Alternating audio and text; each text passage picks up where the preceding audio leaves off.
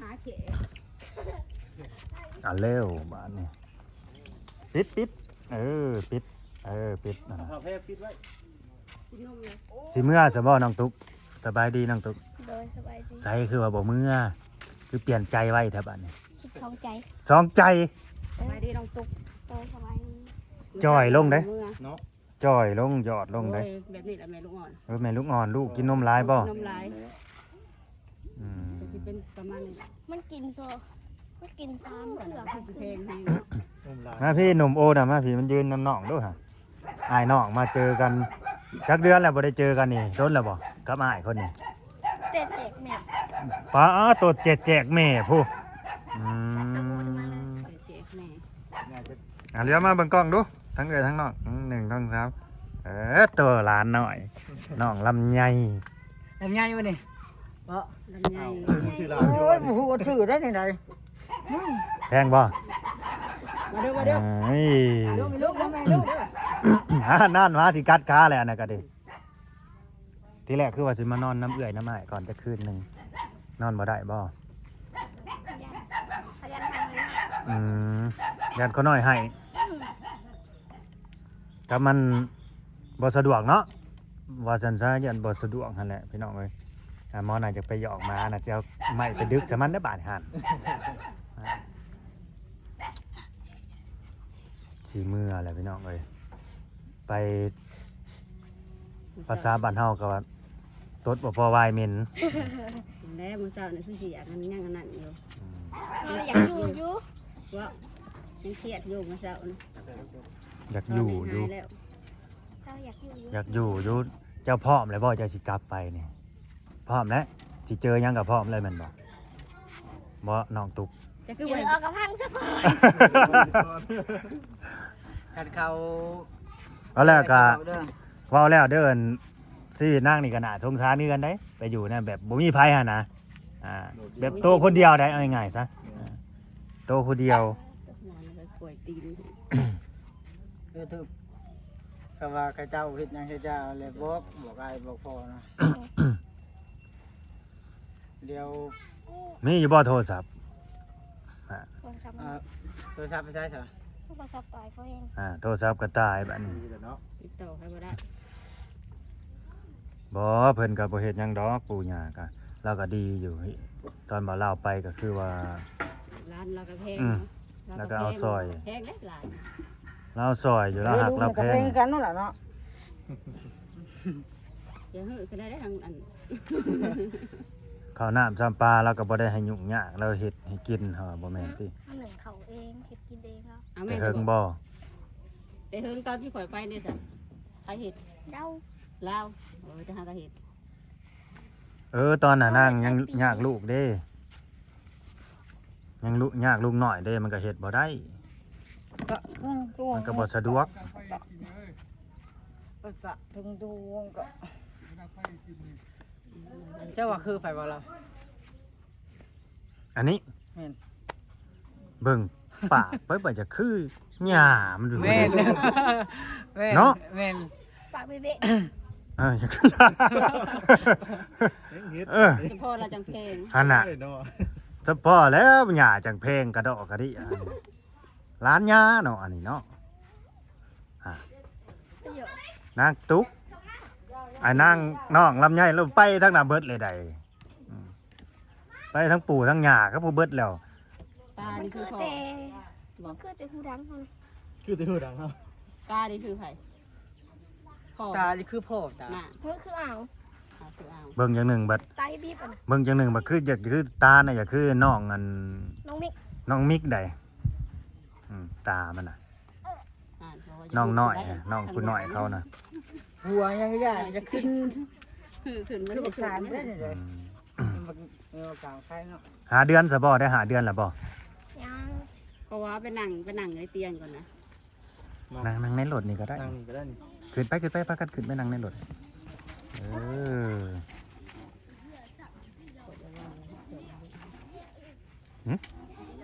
ก็ตั้งไว้ตั้งกล้องไว้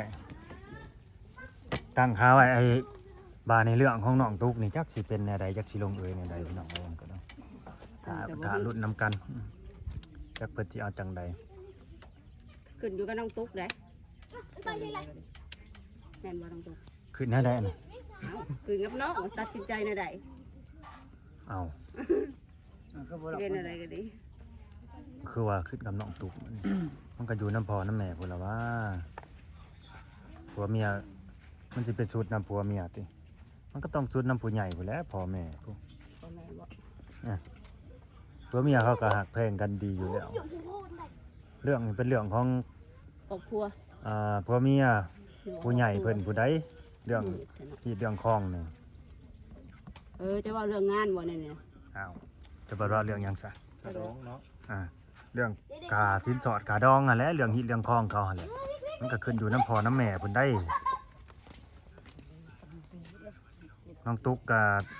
แน่ๆสิอยู่น้ำเพิ่นแล้วก็มีลูกมีเต้าน้ำกันแล้วก็เพราะผัวเมียมันก็มีหั่นแหละเนาะบ้านบ่ถึกบ่ต้องกัน อะไรนี่ก็อยู่เป็นเลย มันหักตัดกันบ่ขาดได้น้องตุ๊กกันแม่นสายนินสายแนนเฮาน่ะตุ๊กยังหักยังแพงอยู่บ่ผัวน่ะเอาตรงๆดูเด้ก็แนวนั่นแหละเวลาอย่างหายมันก็หายคนเฮาอยู่นํกัน ยำอย่าให้กระป๋บมา ยังไง ยำใจเย็นสั่งใส่กันเขาก็มือ ก็คือจะคนนั่นแหละ ก็แนวนั่นแหละผัวเมียเนาะ ที่ว่าพิษกันเลยไปตีไปฆ่ากันแล้วมีแม่นั่นน่ะ ไผสิไปตีไปขาไปเร็วกันมันมาหายกันแล้วก็ไปก่อนให้ใจเย็นก่อนกลับมาหากัน ว่ะเนาะดำไงหาก็ฮู้ชื่อได้ หาก็ฮู้ชื่อได้ดิ ซื้อลาน หาก็ฮู้ชื่อลานมันชื่อลำไยอยู่ว่ะ จะเอง เจ้าเอ้ยจักมือเด้อ อยู่คนแบบบ่ค่อยมีเด็กน้อยได้เนาะอ่างตุก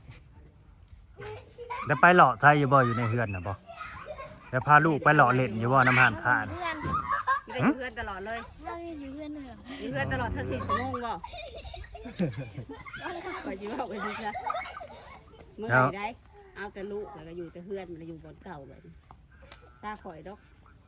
แล้วว่าพาลูกไปหล่อเล่นเฮือนหันคงหันข้าท่านน่ะบ่ได้ไปเนาะ มีตะปู ปู่เอาไปบ่ หัวไป เอ้าก็ดีล่ะเพิ่นก็เอาซอยเด้ซะ งอน เวลาเพิ่นเอาซอย เป็นคืองอนพ่อขนาดเนาะ น่ะ รีบเบิ่ ลุงว่า เลย คืองอนพ่อทรงผมน่ะบ่งอนเนาะ แม่น อันเดียวกันเลย อันเดียวเลย อันเด้ ตัดผมขายเลย อันนี้มันลูกพ่อเนาะเนาะ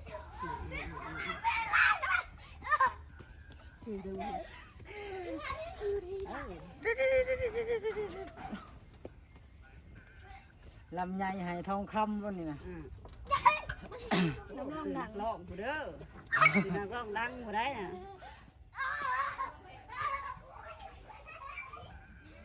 ลำไยว่ะ เคยนำกระเตไปเยอะบ่ หลังเฮ็ด ตั้งคิดบ่ ในใจนี่อยากนอนแล้วจะคืนหนึ่งเนาะเพราะว่าพ่อแม่ยังน้องก็อยู่นี่ แล้วว่าจะคืนหนึ่ง เป็นบ่ให้นอนบ่บ่ให้นอนคือบอกว่านอนน้ำพ่อก่อนพ่อมื้อหนึงพ่อพ่อกับมื้อมัน อาหารอย่าให้ตีเฮ้ยอย่าให้ตี เอ้าคืนนั่นพอจอยซ้อนว่าย่าว่านอนก็ได้จะคืน2คืนก็ได้ ผู้บ้านบอก พอบ้านบอกคืออะไรอีกอ๋อบอกตอนไปน่ะบ่ โดยเหรอ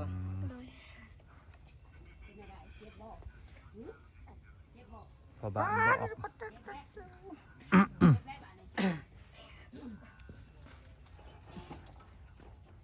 บ่ก็ดูนักขนาดเนาะ เงินบ่ ได้น้องโอ้สิมาส่งน้องบ่บ่ได้เมื่อติ แม่เพิ่นบ่ให้เมื่อ อันนี้ไม่ได้ทางพ่อจอยบ่ ทีนั้นมันยากอยู่ แกแล้วพอจอยเมื่อเจ้าว่าเราไปถามมันดองละเลยบ่จักเนาะพอจอยยันเนาะเมื่อไหร่ไปถามตาดองในดองเลยถามเรื่องนั้นลูกสาวแหล้วฮีดคองหั่นแหละ เป็นได้เนาะ ยันว่าเพิ่นใจเย็นเลยหั่นน่ะ เนาะมา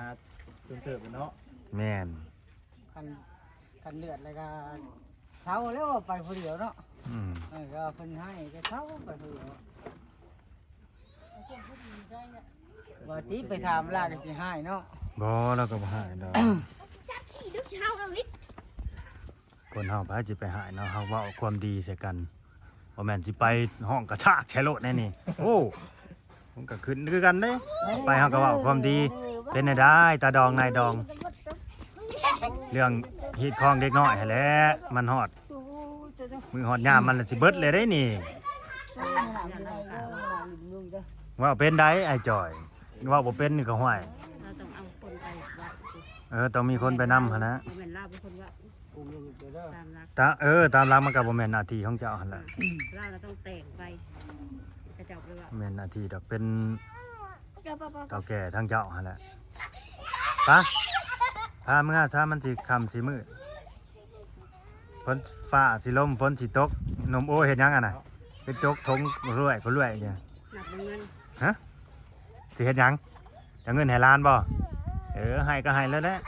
ให้โลดเงินให้ล้านใส่ตีนใส่มือให้ล้าน บ่มีเงินแล้วสินกระขาดกูนะจำได้ น้อยก็จะกระปู สินขาด ขาดแล้ว เอาเงินให้ สิน ล้า ขาน ดถ้าคนให้ได้บ่เห็นบ่ได้นี่นะ เดี๋ยวเพิ่น เพราะว่าเจ้าเห็นได้ ใช่ป่ะโอ้ยน้องตุกยิบเอาว่าน่ะ ด่า ตุก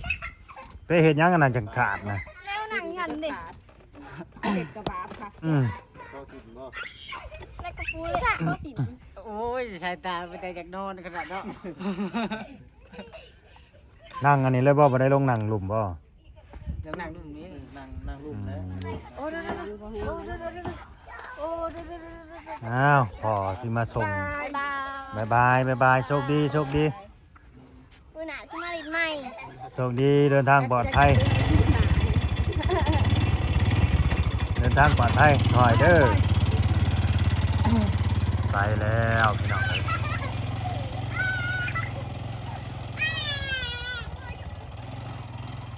สงสัยสิไปจอดอยู่หันอีกแล้วคันยานนี่จอดอยู่หันอีกแล้วเพอทางหน้าได้ทงว้าโตเสียงเงินโอเคพี่น้องครับก็สิได้จบคลิปไปสำเนียเนาะเมื่อกี้นี่ก็ ทางหนุ่มโอเนาะก็เอาเงินให้ล้านให้แหละเล็กๆน้อยๆพี่น้องเอ้ยเนาะบ่ได้ล้วงได้หลายดอก มาพี่พากันมาพี่ มันก็เป็นเรื่อง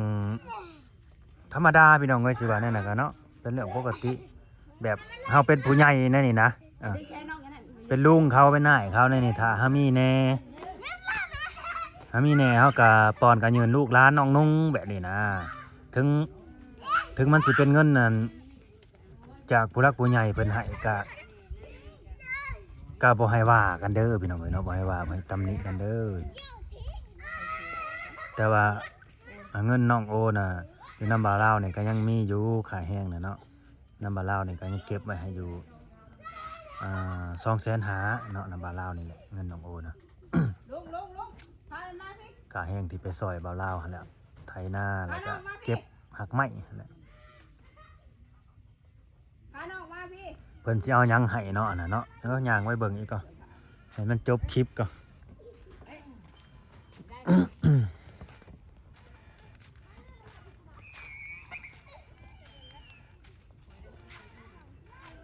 มาลุงไปเมื่อไปโทษแลนลงกี่ต้มเลยหมอนี่แหงเห็ดคักหยังอะนะทิมไปจับแมงงันนี่รู้มันไปจับแมง นี่ยังเป็นมุม ลุงคือเพื่อนแท้นี่ ตายรถไว้คือรถกระบะนี่แหละ แม่นางเพิ่นสิเอาหยังให้อันน่ะแล่นไปเข้าตู้เย็น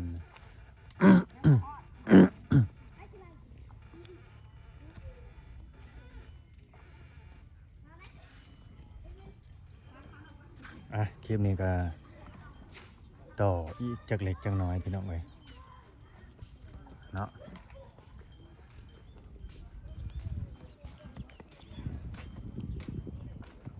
เอาสิไปจบคลิปน้ำบ่าวซาลี่ผู้แหละมันบ่จบจักเถื่อได้ค่ะแนวนี่ สิไปถ่ายน้องแต่ต่อ มันบ่ฮอด20นาที10นาทีนี่มันจบบ่เป็นได้นี่ต่ออีกก่อนยังบ่ฮอดเรื่อง มาแล้ว ถามน้องแต่ก็คือให้น้องเมื่อนะ แล้ว ให้น้องกับหลานเมื่อ ตามใจเพิ่น สบายดี เป็นหยังคือว่าตามแต่ห้ามอยู่บ่บอกอยู่บ่คันน้องสิอยู่กับหลานนี่ให้อยู่อยู่บ่ จะให้อยู่ อืม เพิ่นก็ย่านทั้งพุ่นให้แน่กับแม่นของเพิ่นเพิ่นอยู่นำเขาเด้ ลำบากใจเนาะ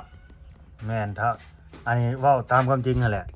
ถ้าอยู่ไปเนี่ยจักสิเจออีหยังอีกหั่นนะตามมาหั่นนะ คือว่าอยู่ดนเนาะ แม่นจักน้องสิเจอไปจังแต่เมื่อนี่ก็ยัง เติบนึงอยู่ จักสิเจอไปจังอีกนะแปลว่า บ่มีโทรศัพท์นี่ โตคนเดียวอีกหั่นนะจะมาโตคนเดียวแล้วไปอยู่ฮะ อืม น้องเต๋เพิ่น เอื้อยอ้ายพ่อก็อยู่พี่ตรงมังเงียวพี่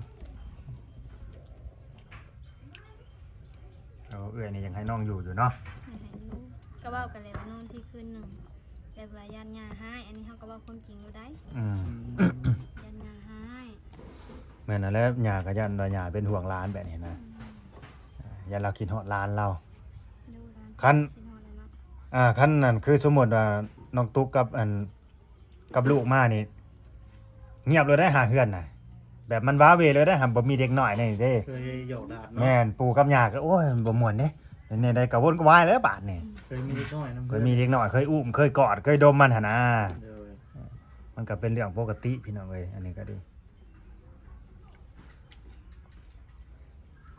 แต่ในใดก็ตามแต่เนาะก็เฮาก็ได้แต่เป็นกำลังใจให้นั่นแหละเห็นในใดก็คันว่าล้านเนาะสุดท้ายมันก็ไปน้ำแม่มันคือเก่าแหละน้ำพ่อมันคือเก่านะผู้เป็นปู่เป็นย่าเป็นพ่อใหญ่แม่ใหญ่นี่ ยังบ่ซ้ำพ่อแม่ บ่ซ้ำพ่อแม่นั่นแหละเห็นหยังก็ดี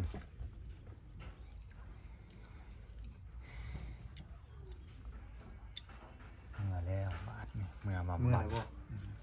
สิไปค้างอย่างนั้นแหล้วแม่น่าจะได้สั่งให้เอามังม่วงมาใช้มากิน ขอเอามา จะไปเอามา เพิ่มดอกม่วงให้เจ้า หึ เพิ่มเลยบ่ เพิ่มนะ เอาม่วงแอปเปิ้ลหั่นได้ โอ้สร้างมื้อนี้นะบ่มาเลยบ่ มือได้จะคนสีมาดำเนินการนั่นเกาะนี่เจ้าน้องเต๋ จักเดือนขอมันก็ ข่าวไว้ สิมา ข่าว ส่งมานี่ก็ยังบ่เห็น อ๋อฝนตกจักได้เพิ่นบ่มาส่ง ด้านฝนตกทางบ้านบ่จัก อืม สังกะสีจักแผ่นนั่นน่ะ ถามแพน โอ้ยสังกะสี3แผ่นมันก็บ่อยากมาถึงม่วนเลยเนาะ แล้วก็จังมีหยังนี่ มันกระเทิน3แผ่น ถ้าว่านั่นเนาะ มันจังมันมีหยังไงลืมแล้วบอกเอ็นบอกอยู่ อยู่ในบ้านนี่บ่สังกะสีน่ะ ในท้าย โอ้ไปสั่งอยู่หน้าซ้ายผู้ ขาประจำที่เพิ่นนี่แหละ อืม กระสียังอนุซิ่งบ่ นั่น โอ้โหงานมันนั่นแหละเนาะกันว่าอยู่หน้าซ้าย กระสีมีอุปกรณ์อะไรสิ่งอะไรย่างอยู่แต่ว่า โทรศัพท์ครับครับ ถามว่าเอ็นเนาะ ครับเรียกว่ากับบ่าวลาวครับ ดีนะว่า โอเคพี่น้องเอ้ยเฮาก็สิได้จบคลิปไว้ซะมื้อนี้เนาะขอบคุณเด้อ FC พายน้องโอ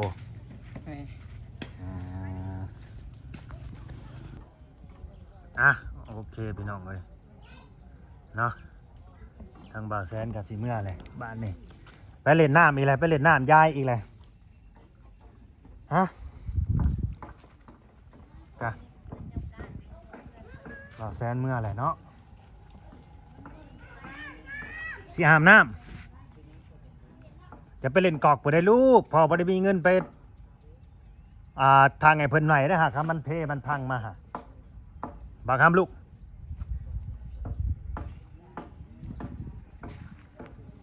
ก็ขอบคุณเด้อ FC ที่เข้ามาเบิ่งมาชมพี่น้องเอ้ยเนาะผู้ทางบาทแสนสิเมื่อแล้วเฮาก็สิได้จบคลิปไว้ซำนี้ฝนสิตกเลยแหละโอ้ยจะเป็นอย่างนี้บาทนี่